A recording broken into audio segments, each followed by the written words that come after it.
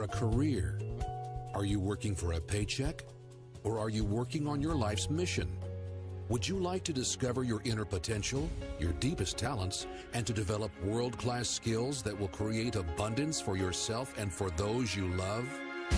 For over 3 decades, Tony Robbins has taught millions of people how to unlock the powerful inner strength that each of us has within, bringing financial success, dream careers, and a deep enjoyment of life.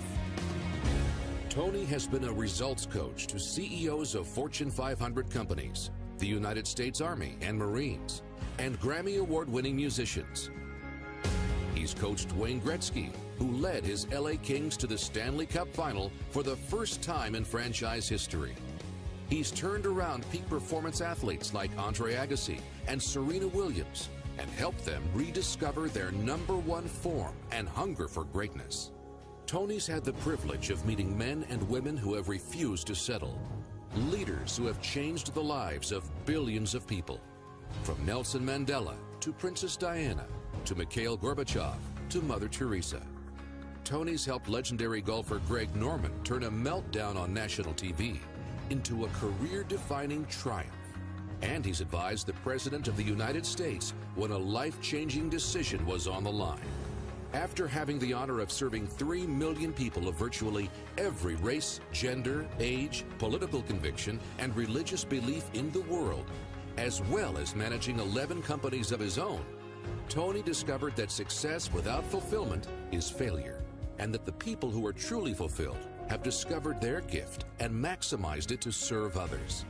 Now, let's join Tony at one of his live seminars with his group of platinum partners and learn the simple strategies to discover your true gift.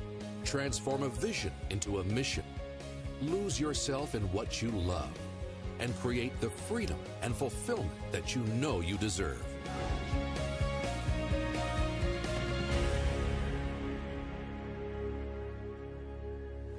This is life and enterprise management. And so as a result, we want to make sure we work on both. We want to create a system that allows you to succeed in both areas, life and your enterprise. By the way, which one would you say is more valuable? Which one? That's not how most people live the game. Most people make it the enterprise. And as they make it the enterprise, they wake up and they have a tremendous amount of economic success if they're successful. And what's ironic is what makes you successful may not make you fulfilled. And so there's a big pull in our culture to go for what's most successful, what will reward you culturally with respect or acknowledgement or stars on your chart or economic rewards, thinking that will give us freedom. But how many of you have been very successful in business and not been free, i.e., your business, as it got more successful, demanded even more from you? How many have had this experience? Say aye. So what I want to really make sure that comes out of this is an evaluation of what your real gifts are that are going to fulfill you. Because many of you are living a script around your life that involves having an enterprise when really that may not be your true nature. That's not to say you can't do it. It just means you can do it and you'll be stressed out of your life, stressed out of your mind. And so one of the things we want to find out is how much of that is natural as a problem, how much of that is maybe unnatural. Unnatural meaning you're having problems right now that you shouldn't be having at this stage of development. Think about it. If a child is brand new and they have a problem with controlling their bladder, that's a natural problem, isn't it? But if you're 50 and you have this problem, you got a challenge. If a brand new business has a cash flow challenge, it's a problem, but it's a natural problem. If it's a business that's been around 5 or 10 years and it's got a cash flow problem, you got a real abnormal problem. Maybe you got a problem that's even life-threatening to the business. How many follow what I'm talking about here? Sometimes those problems have to do with the fact that you don't understand the stage of development you're in. The most important element is for you to be able to do this, to be able to establish, most importantly, where you really are in your life today. Where are you? And where do you really want to go? What's going to create this extraordinary life? And to look at it brand new. Because some of you right now, if you continue the direction you're going, are going to be successful and unfulfilled, unhappy, and stressed. Because once we get, into a dream, then that dream starts to take on a life of its own. It gives us juice, it gives us energy. But how many of you ever got the dream, achieved your goal, and then thought, is this all there is? How many of you have had this experience? Say aye. That's more painful than not even achieving it. Because now you've done everything, you've worked it out, and you're successful, and you're not happy. So for some of you, you're going to need to take a look at that. Michael Gerber, the guy that wrote the E-Myth, talks about why so many businesses, young businesses, fail. And one of the things he says is most people are not really entrepreneurs, but they think that's what they should be. They think that's the sexy thing, that's the most attractive thing, that's the best answer. And what I say to you is, you got to separate the vehicle from the outcome. What is it that's going to truly fulfill you? What is it that's going to give you that extraordinary life? What's going to make things magnificent on your terms, not somebody else's terms, not your father, your mother, your background? What is that really? Separate the vehicle, because there's many ways to get to that vehicle. I was here in town just the other day, and I met a gentleman over here, Steve Wynn's a good friend of mine, who started, who basically built most of Las Vegas.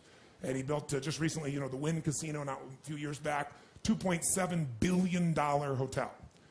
The most expensive individual building ever personally financed, individually financed. Give you an idea, the first estimates on the rebuilding of the World Trade Centers were 1.7 billion, 2.6 billion for a hotel, right? This man has the ability to take large risks, and he has the ability to really succeed in a major way. But I bring that up because I was in town, and for our new home, we have these hot springs, we're getting some really large crystals, and there's a guy in town who has this crystal shop, right? But you got to make an appointment to see the guy. And it's unbelievable. So I get to know him and talk to him and find out he's great friends with Steve. He's been skiing with Steve for 20 years. This guy used to have this business. He sold the business, didn't actually make that much money, but he was tired of the stress of the business. And he said, I'm just going to do what I love. And what I love to do is ski every day. So what he did was he started his little crystal business, made plenty of money, in his little business, had set aside some money from his previous business, and he gets up every day and skis, has a blast, and he has this unbelievable lifestyle. Because, he's Steve Wynn's guest everywhere. He flies on the Gulfstream, doesn't have to pay for it. Right? Doesn't pay the insurance, doesn't have to pay for the fuel, doesn't have to worry about maintenance, managing it, or anything. And he's telling me about all these things he does in his life. And he has a billion-dollar lifestyle, billionaire's lifestyle. But he's structured his life in a way that's fulfilling, where he has time for his grandkids, where he has time for his wife, where he has time for his passions. But he just does it in a different way. He had this big dream, he said, of making this gigantic business, and all it did was stress him out. Now, I'm not saying that's the answer for you, but I'm saying sometimes you got to reevaluate what's going to really make you fulfilled. What is your gift? Are you an artist? Are you the talent that can produce something no one else produces as a skill or a product or a service or some impact? Are you incredibly good at management? You really know how to manage or lead people? Are you an extraordinary entrepreneur that can take that gigantic gut load of risk and can create the vision and attract the talent that you need and the managers and leaders? You may have all three abilities, but which one really fulfills you the most is going to be the critical question. Because we tend to want to do them all, especially in a room like this, because you're all overachievers, right? Me too. And you say, well, I can do all these. Yes, you can, but what will it do to your quality of life? See, again, the secret's going to be this. What is an extraordinary life on your terms today? Getting clear about that. At this stage of life, where you are, where you want to go. And I'll give you an example. I had the privilege of spending some time this last Easter. It happened to be that weekend I got invited by the Dalai Lama for a really intimate group of people. They had a large conference, but initial meeting the day before was with about 45, maybe 50 people. And who was invited were a group of leaders from around the world in different areas, but primarily the people that were invited that were leaders in the Muslim world, leaders from the Christian world, and leaders from the Jewish world, called together by Dalai Lama in San Francisco. And so I got to sit in this room and really mostly witness, because I wasn't one of those leaders of one of those great traditions, obviously. But the interesting thing was watching these people, and we're together on the weekend of Easter, the birth of Muhammad, and Passover. I mean, it was fascinating being there. Just happened, bam, it's all happening at the same time. You have all these people together. And the Dalai Lama is a really magnificent man, regardless of one's religious beliefs. Anyone who can be in an experience where everything in his life was taken from him, and yet still find a way to have a sense of meaning and be fulfilled and not be angry and rageful. I mean, imagine your family being murdered. Imagine your country being taken from you. And for almost, 30, 40, 50 years, you're living in this way. You can't go home. Most people would not have a really great quality of life, because what would be going on in their head, in their heart, would make them insane. Because clearly, his life conditions don't match the blueprint of what he thought it was going to be like. And for most people, that makes them crazy. And yet this man who's been through all this truly is one of the most loving human beings you're ever going to meet. He's one of the most generous human beings you're going to meet, one of the most compassionate.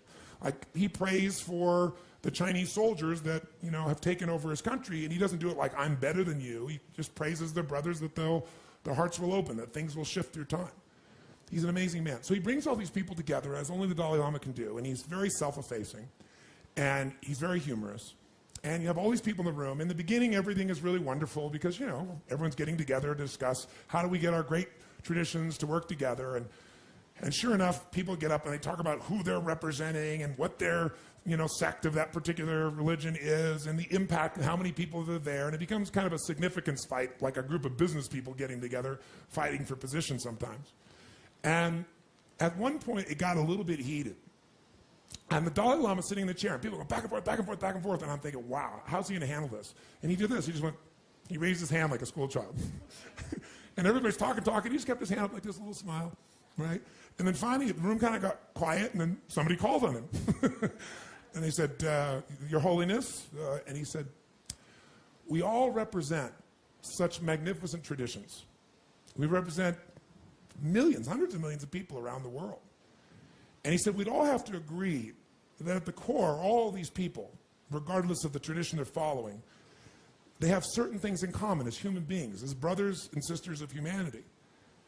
And he said, I would say and suggest that what they all want, regardless of their tradition, is one thing: to be happy.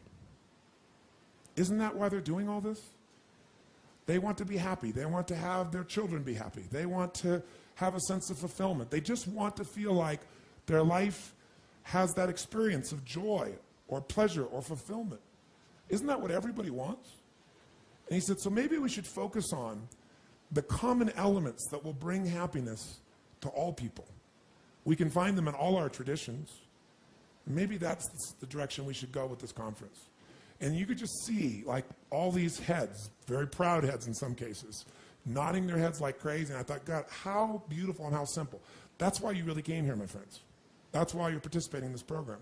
At some level, you have a blueprint, a mindset, a belief system, a philosophy, a set of values that says, if I master this thing called my life or my enterprise, then I'll have this great feeling. But what's really interesting about life, I believe that extraordinary life, however you define it, has two master skills to it. The first skill is the science of achievement.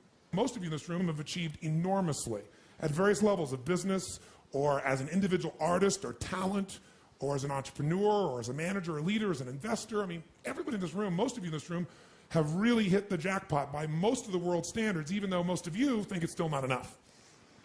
But the science of achievement is a skill. It is a science. There are laws. So achievement, even this course, to me, that achievement is, you know, business is a spiritual game.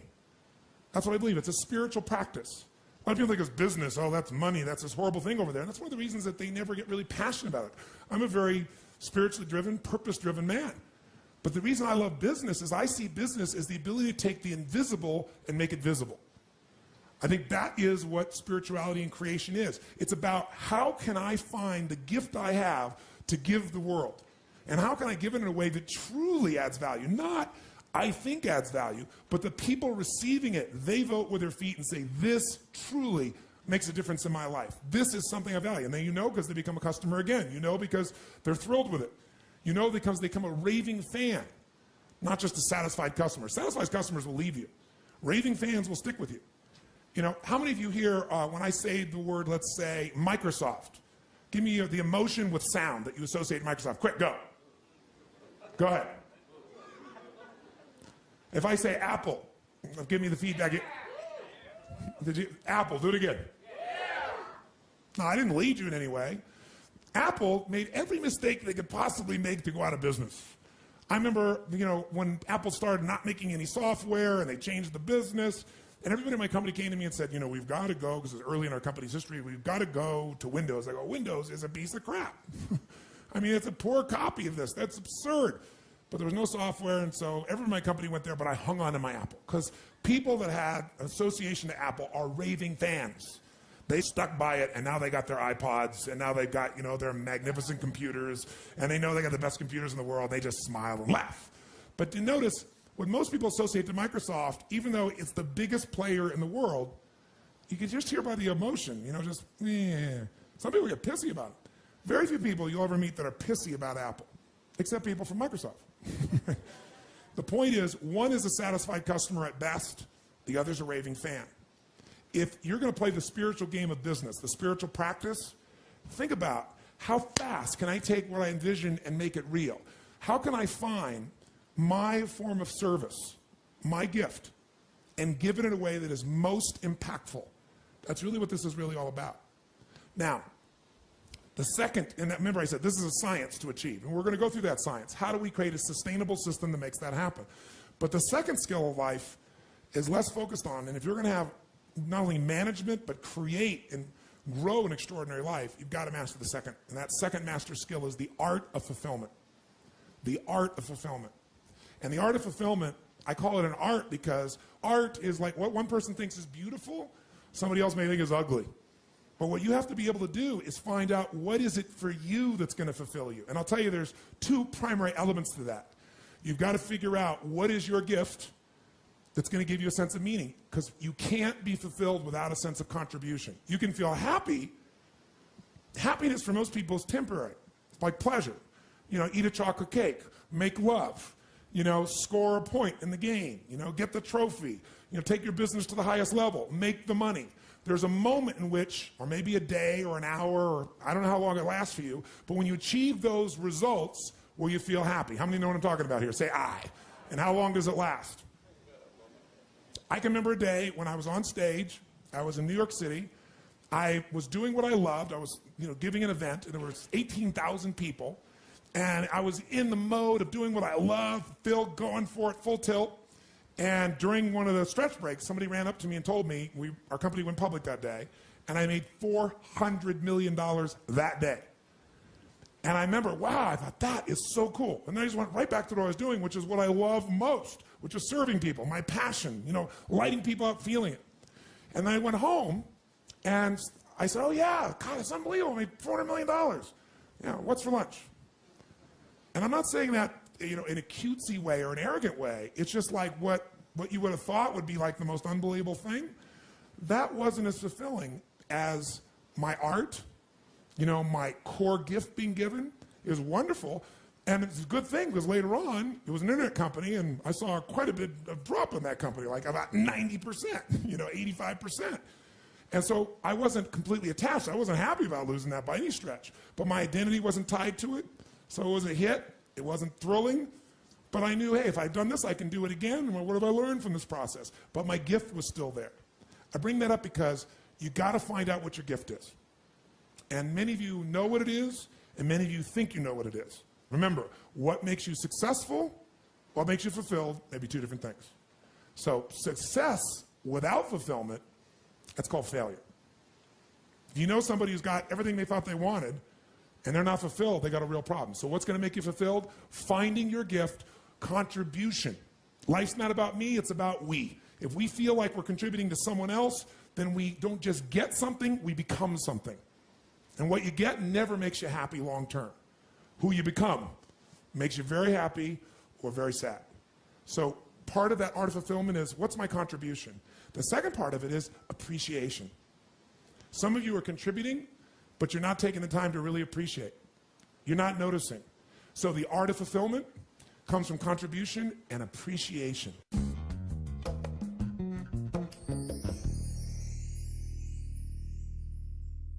Tell us what's been going on and where are you now? Well, I started my career by producing products 25 years ago, and I've always sold them. Yes. And I thought that I needed to sell them in order to make the money. Yes. So that's been the pattern. Yes. And for the last 10 years, I've been selling software that I created. It's excellent software. Excellent software. But I thought that I had to be the entrepreneur. And while I'm producing software, time just goes. Yes. You know, Monday morning comes and suddenly it's the weekend. Yes. And I've got to stop running a Clearly company... a unique being here. But he's fat, but do you see, he certainly has his art, right? He knows his art because he's totally fulfilled. Time disappears. Okay? And I thought the only way to provide for my family and those that we provide for was to sell and to manage a company. For the last 12 months, well, I've lost $500,000 this year running a company with a good product. Okay, so it's pretty obvious I can't run a company. Yes. It's not my centre. So many times I get up on Monday morning and I feel like vomiting because I don't feel competent. I don't feel like I'm doing a good job. Yes. It seems decision after decision I make is the wrong decision. Yes. I know I'm not an idiot.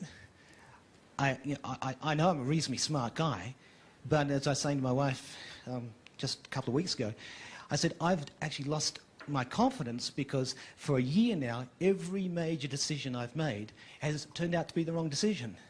And I don't know whether I'm able to make the right decision. Yes. But that's because I was doing something that's not my nature. That's correct. That's correct. So I came here. The future looked very bleak because I'd lost my confidence. Yeah. And now that I've been reminded that that's not my nature, yes. And I'm focusing back on what I can do, I'm feeling good about myself again. Good. Well, you're going to lose. Give me a hand, first of all. Fantastic. Do you also attach to knowing what your nature is and knowing its value, meaning that it's not less valuable than running a company per se? Have you gotten that piece as well? Yes. Yes. Okay. Now, I came and spoke to you when we were in Platinum. Yes. And you told me, get out. Yes. I didn't know how. Because if I didn't run the company, I had no income. Right. So I've been struggling with that. Now what I know is I go back to what I'm passionate about and what I find so easy, and that is creating. Yes. And it's like an incredible load has been lifted off my shoulders. I no longer feel guilty for my failure, my so-called failure. I'm just relieved. It may not even be failure. It may be one of the most important lessons that you've ever had in your life. And it may be a lesson you can pass on to your children and save them an unbelievable amount of pain in their life so that they don't do the same thing because they think they should be like dad or like mom or like a brother or a sister or a friend or what the society has told them. I mean, I think it's one of the most important lessons. And the challenge is we don't tend to remember a lesson that is easy. Isn't it true? I mean, when we succeed, what do? We party. When we fail, we tell them to ponder. And that pondering takes it from the cognitive down into the emotional and eventually down directly into the gut in your body. And now the lesson becomes one you don't forget for a lifetime. So I don't know that it was a failure, and I'm not just using it to be positive or you know, be playful or blow smoke with your language, but I think it's really important you give it the effective and true meaning. If you got the lesson, it's one of the most valuable lessons of your life, wasn't a failure at all, and will give you freedom and fulfillment for a lifetime. Absolute freedom. And this is 25 years down the track. Yes. And for a decade, I've been doing that which I hate. I'm passionately hating what I do. I talk about live with passion. I have passionately detested what I've been doing, but I didn't see a way out. I felt trapped. So how are you going to do it now? What are you going to do differently? You're going to go back and you're going to embrace your gift. And are you going to sell the company? Are you going to partner with somebody? Are you going to work for a company and just take the income and have the freedom? What are you going to do? What's the route that you're going to take? Do you know yet? That's a very good question. I haven't figured that out. Okay. But I do know the outcome, and that is I'll be spending my time in creation. Perfect. So the future is bright, whereas I came here, I was a mess. I was stressed out and I've never been so stressed in my life as I have been in the last 6 months. Well, now you're not going to be, so think about what life will be for the next 10 years plus. Give him a big hand. Yay. Thank you, Tony.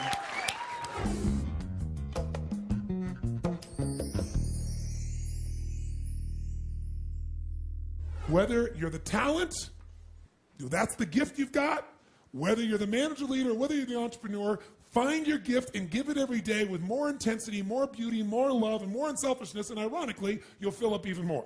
You'll feel more love and joy and happiness because you'll love yourself, for God's sakes, regardless of what other people do. And it won't be an ego love yourself where you're lying to yourself so you can make other people think you're a certain way. It'll be you connecting with you. And when you connect with you, it's very easy to connect with the real part of other people. That's what life enterprise management is. I'll give it to you. 3,000-year-old simple phrase. Know thyself. But I'll add one. Then be thyself. You know yourself, but you don't be yourself. You just wasted all your time. Don't make yourself wrong. Engage yourself. Find the gift. I'll give you a perfect example. I have a friend, John McCormick. He owns a company called Visible Changes Hair Salons. I don't know how many he got now, like 75, whatever they are. Very, very successful man. He was Inc. magazine's, Entrepreneur of the Year many years ago. And when I first met him, we had these great conversations, and I asked him about what really changed his life.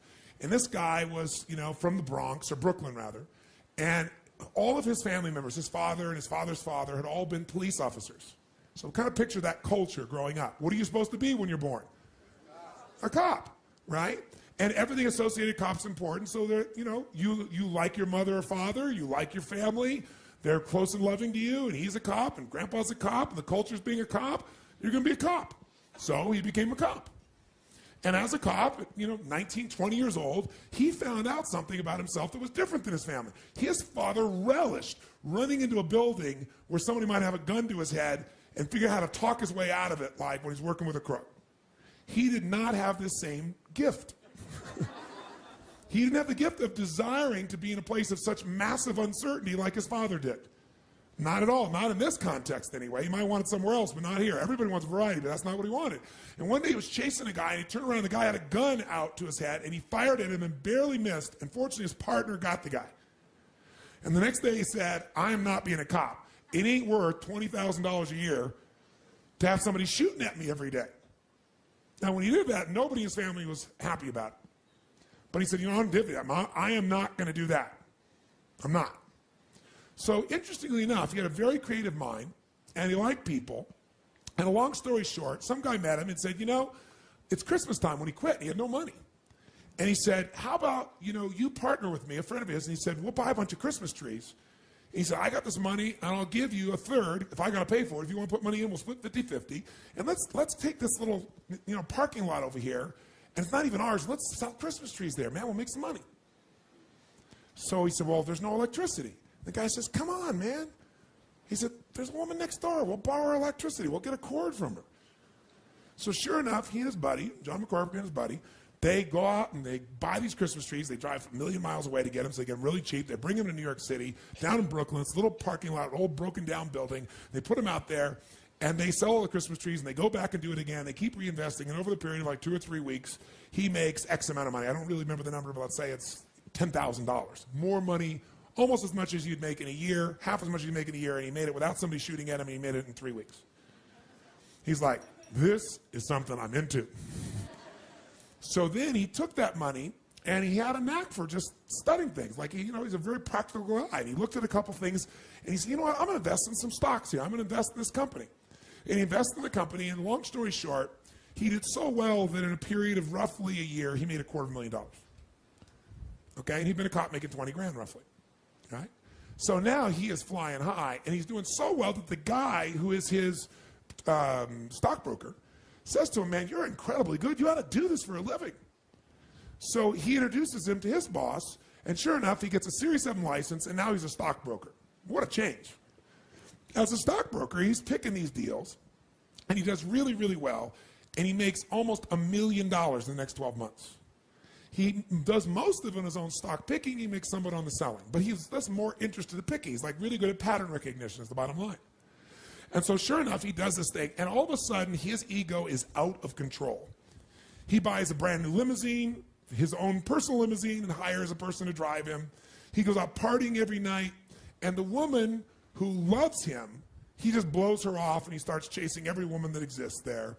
And everything is wonderful in his life until one day, who knows what happens? The market crashes, and sure enough, as the market starts to crash, specifically his stocks crash is the most important thing, and he loses everything. Now he's loses everything, but now he's down to pennies again. He's down to like $5,000, and of course he throws all that down too, and he misses there, and he's like, oh, if I could just get some money, I can do it. So he convinces a bank, based on the money he's earned in the last year, to loan him money. And the next thing you know, he's $250,000 in the hole, owns nothing, his car is repossessed, all his friends disappear, because they weren't really his friends. They were just people that were getting resources from him. And he's completely alone. And now he wants to kill himself. Because, contrast, you know, I've been a millionaire in a year, and I've had everything, and I have no friends, I have no car, I have no home, I have no direction. I don't have a college degree. I'm humiliated, I'm destroyed. So he goes to the beach, right near the pier. And he's sitting on the beach, and he's looking at that, and he's planning how he's going to do it. You know, like, do I tie a rock to myself, you know, and jump off the pier? He can't live this way anymore. He thinks he can't deal with it. He is what you would call stuck. Right? With a capital S. And as he's sitting there and just looking out and all this anger and intensity and stuckness inside, instead of engaging, he's just living in it. And this old guy, probably 70 years old, comes walking by and he goes, the ship. And he looks up and he goes, Sonny, looks at the boy, the ship. Your ship ain't coming in. There's a sandbar there. It can't come in. You got to go out to your ship. And he said, well, what are you talking about, old man? He goes, your ship, it ain't going to come in for you. You got to go out to it. Obviously, this old man saw what this young man, 25 years old, was doing in his head. It was obviously on his face. And he said, so tell me, why the long face? He said, you really want to know? And so sure enough, John dumped the whole load on him. You know, his upbringing, you know, Brooklyn, growing up, people shooting at him, quitting the police force, the Christmas tree story, right? Making the money in stocks, $250,000, making $1 million, becoming a stockbroker, losing it all, borrowing money from the bank, and now he's worth minus $250,000. And frankly, there's not a reason to live. My friends weren't my friends. The one woman I loved, you know, I went out with everybody else. She's around, but I don't feel worthy of her anymore. And he looked at him and said, can you run? He said, what? Can you run? Well, yeah, of course I can run. He said, you think you could beat me in a 100-yard dash? And he looked at him and said, come on, old man. You're probably, 3 times my age? He said, yeah, I could beat you in a 100-yard dash. He said, you want to bet on it? He said, you sound like you're a betting man. He said, well, what's the bet? $50. $50 I beat you in a 100-yard dash. He said, what's the catch? He said, there's no catch. He said, in fact, I'll give you odds 10 to 1. If you beat me, I'll pay you $500. That's $500 is a lot of money, right? He said, but I want you to go. You got the money? He goes, well, no. He said, meet me tomorrow morning. Come back here at 8:30. We'll have our run. Bring the $50. You beat me in a 100-yard dash? $500. I beat you. I get the $50. Deal? He goes, okay, old man. He shook his hand. And he told me later. He said, I don't know what this deal is. Maybe the old man just feels sorry for me. He's giving me $500. But for the first time, he had a compelling future. He said the problem is he didn't have $50. So he went home to his girlfriend, the one that stuck by him, right? And he told her the story, and she was like skeptical as hell, but she had $50, so she gave it to him. Sure enough, the next morning he shows up at 8:30 in the morning, and he's ready. I'm going to get my $500. You know, that's compelling. That's something to look forward to now. Got a reason to live, at least for a day or two. You know, $500 would be a lot of money again. At least I could, you know, maybe I could invest. Maybe I could do something, he said. So he gets there, and sure enough, he's waiting, got to show up. Sure enough, he ends up sitting in the same place, looking at the water, and he goes, ready, Sonny? And he looks up, he goes, yeah. He goes, you got your $50? He goes, yeah. You remember the odds? I said, yeah. 10 to 1? Yeah, great. He says, now, Sonny, are you strong? Think you could beat me? I said, oh, yeah. He said, now, you ever been to the track? He said, what do you mean? He said, have you ever been to the horse track? He said, yeah. I said, what happens when one horse shows up and he looks a lot stronger than the other horses? He said, well, they handicap him. He said, that's right. He said, so I brought you something. He said, how do they handicap him? He says, well, usually they put some extra weights on him. And he said, I don't need that handicap. I don't need to carry those weights. He said, so I'm going to give you something instead. And he hands them a knapsack. He said, get in. He said, what? He said, first he made him mark the 100 yards. So he marks the 100 yards. He goes, okay. Then he says, okay, the handicap story. He goes, give me. He hands him a knapsack. He goes, get in. And he said, fine, I'll still beat you. I'll hop faster you down there, old man. He said, you think you're going to beat me? He said, I know. That's why I'm going to give you your second handicap. And he turned him around backwards. That's right. He goes, ready, go. And the old man took off running, and as you guessed, the man beat him easily. So he comes by and he takes the $50 from him. He's going to keep your work? Give me it. He takes the $50 from him. He said, so what'd you learn? He said, I learned I got gypped and ripped by an old man. He said, that's all you learned? He said, go jump off that bridge. He said, that's all the smarter you are? Then you go jump off that bridge. If you're a little smarter than I think you are, you go home and you think about this. You meet me tomorrow morning at 8:30 and we'll have lesson 2.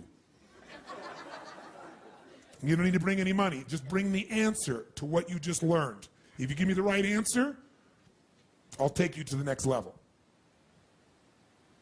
And John spun out. Walked out of there going, I got conned by an old man. I lost $50 more. I have $250,000 and $50 in debt. Yeah? And it's my girlfriend. I got the $50. He's like, how am I going to tell her that I lost her $50 in a race to an old man? All night long, he's up trying to figure out what the hell you're supposed to have learned from this. Don't trust people. Don't listen to people, right? Because every moment of your life, you got to decide what are you going to focus on and what does it mean and what are you going to do? Is it the end of the beginning? Are you being punished or rewarded? Meaning is where all life is shaped, and you have the power to change the meaning how fast. But you better ask a better question or come up with a better answer. So sure enough, he comes back the next morning. He's thought all night. Sure enough, the guy's there. His name's Abe. Abe's there. He said, okay, young man, what did you learn? He said, well, I guess what I really learned is I lost because I let you make up the rules. He said, I got 2 sons. Both went to college. Took them 10 years to figure that out after college. He said, you could be a very wealthy man. And John's eyes lit up. He said, what's the next lesson? He said, well, if you get that lesson, on that one alone, you could become wealthy. His second lesson to him was he said, now, tell me what you think your challenge is. He says, well, I don't have any money. He said, well, have you ever done a balance sheet? He said, well, of course I have. He said, I know how to do a balance sheet. He said, great. Well, let's do the balance sheet on your life here. Tell me, what's on a balance sheet? What do you think is on a balance sheet, guys? What do you see? What do you see? Assets and liabilities. He said, so you're telling me right now you can't succeed, you don't have a reason to live. And he said, my guess is it's because you haven't done your balance sheet in a long time. So he said, come on, let's fill out the balance sheet of your life. Tell me what you got. And he said, well, I'll tell you what I got. He said, I got minus $250,000 is what I got. Actually, $250,050 thanks to you. I owe $250,000. I'll tell you what else. I don't have, a college education. I don't have a degree. I don't have many friends. He went on and on and on, and all of a sudden, Abe shook his head and he said, stop, stop, stop, stop. You clearly know nothing about an asset. So you don't know how to find out what your assets and liabilities are. He said, think about this. You got a balance sheet? What does that tell me when you start with the liability side? Any man that starts with his liabilities before his assets is destined to have pain. He said, tell me some assets. He goes, I don't have any assets. I don't have any money. He said, come on, you have some assets. He said, clearly no one taught you how to build a balance sheet. He said, the first asset you got is that you owe $250,000. He said, any man who can get a bank to loan him $250,000 has assets. He said, so first we got to move it over here. Asset, owe $250,000, which means the bank is invested in me. Now, to be able to borrow $250,000, you must have some other assets. He said, oh, I don't have any other assets. He said, you got a high school education? He goes, well, yeah. I go, okay, great. $250,000, high school education. Okay, what else? He goes, that's it. I don't have anything else. He said, you speak English? I said, what do you mean do I speak? He said, do you speak English? He said, yes. He said, put it down, speaks English.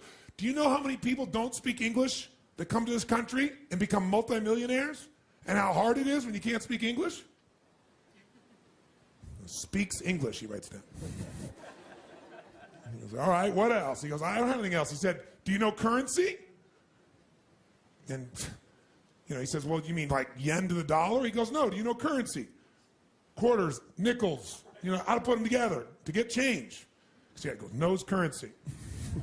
And he just kept building this thing and building this thing until there were so many assets and so few liabilities that John got it. He said, do you know your way around town? I said, what do you mean? Do you know how to get around town? You know how to get from one place to the other? You know people don't know how to do that when they come here? Do you think that's a liability? You have that asset. And you probably know how to do it efficiently. Because you know how many immigrants have come to this country that don't speak English, that don't know how to make currency, that don't know how to get around the city, and became multimillionaires because they're more focused on their assets than their liabilities? Your turn. Make your balance sheet. What's your goal in a balance sheet? To have a lot more what? Than what? Brings a much higher net worth, doesn't it? How do you feel about your business right now? Well, what if, that whole thing, what if, I don't really have resistance to having to run the business, but it's my vehicle. What's the answer to that question, guys? Get a what? Team. If you want to stay in the business, get a team. Be the primary talent. Find somebody else who's the manager leader. Find somebody else who's going to be more the entrepreneurial side of that. Share what can be built. If you have something that is a real talent, or if you have a real management ability, you can attract the other two people.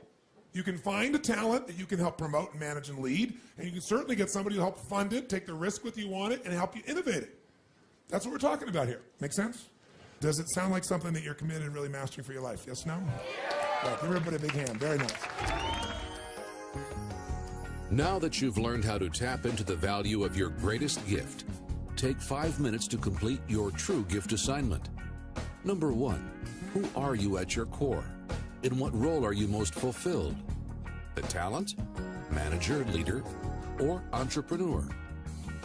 Number 2, what are 1 to 2 actions you can take now to develop your strengths and spend more time on what you love?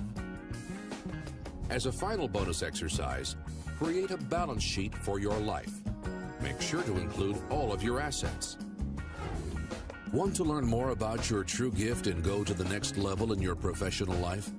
Go to TonyRobbins.com/truegift to get your free coaching strategy session, free downloadable content, and exclusive savings on Anthony Robbins events and newest products.